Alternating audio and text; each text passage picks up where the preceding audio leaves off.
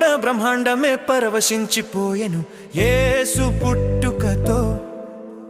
చిన్న పెద్ద ప్రతి ముఖం మురిసిపోయెను క్రీస్తు రాకతో ఊరువాడ బ్రహ్మాండమే పరవశించిపోయెను యేసు పుట్టుకతో